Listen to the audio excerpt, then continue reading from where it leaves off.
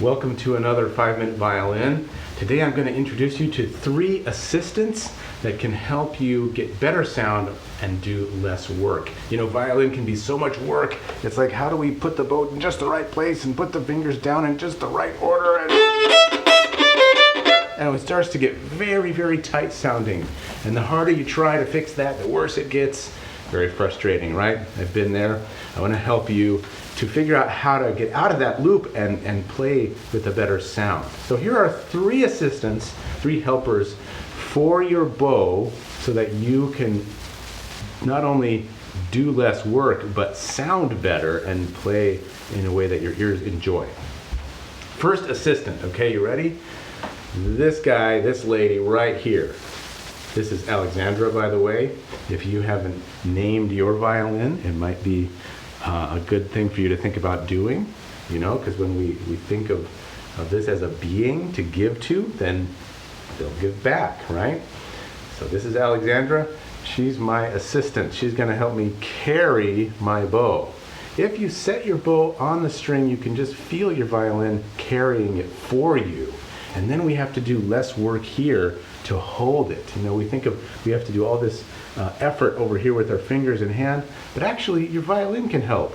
Let your violin be an assistant to carry your bow. And then just keep the bow on the string and feel it carrying your bow while you bow.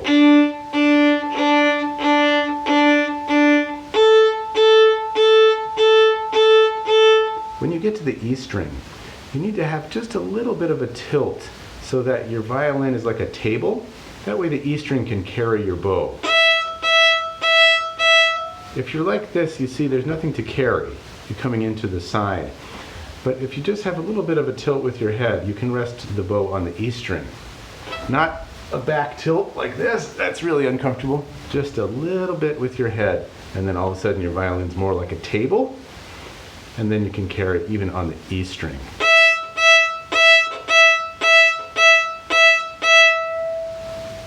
Very good. It doesn't matter what kind of bow stroke you use actually here, just feeling. You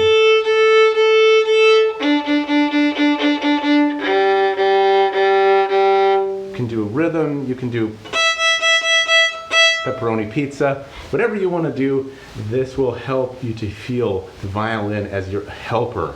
Now, one thing to keep in mind, be like a bobber in water. Like imagine in the bathtub or something, you push a ball down, a plastic ball, and it comes right back up to the surface. So let your violin bob right back up, and then it'll be high enough to help you carry the bow. So that's your only job, is to make sure that your violin is floating up, and then you can set your bow on the string and feel your violin carrying it. One thing you might try is just pick these 3 fingers up off the bow. I don't want you to bow this way, but just to see that your violin really is carrying your bow. You can lift your fingers up off and just feel it resting there. So say thank you to your violin for being your first assistant. Second assistant, feel it under your feet. It's the earth. It's gravity pulling your feet into the ground, pulling your bow into the strings, pulling your arm down if you let it, if you relax. You see, if I hold the bow and I think I got to do a lot of work like this, I can't let Mother Nature do any work for me. But if I relax, what happens? It goes down. So let's see if you can not only now feel your violin carrying your bow, but feel nature pulling your whole arm down from your shoulder, elbow, wrist, and fingers all the way into the string.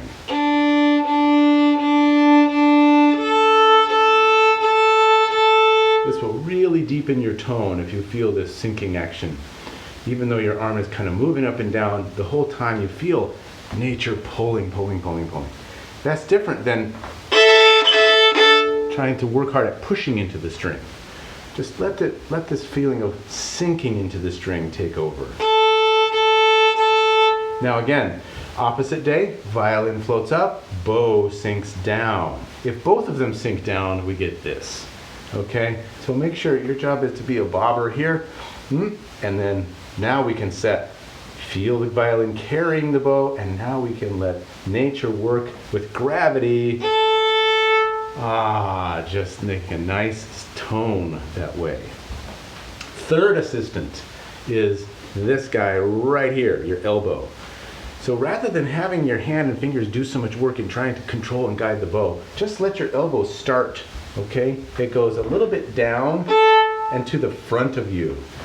So not to the side like this. You see what happens to my bow? But if your elbow goes down and to the front just slightly, it's like you're gonna hit me with the end of your bow. It hit me in the face, just like this. And let your elbow start the motion, and the rest will take care of itself. Practice about 20 down bows on each string. And it doesn't matter if you hit more than one string like I just did, but just to get this feeling that the elbow is starting the motion, this will help you tremendously.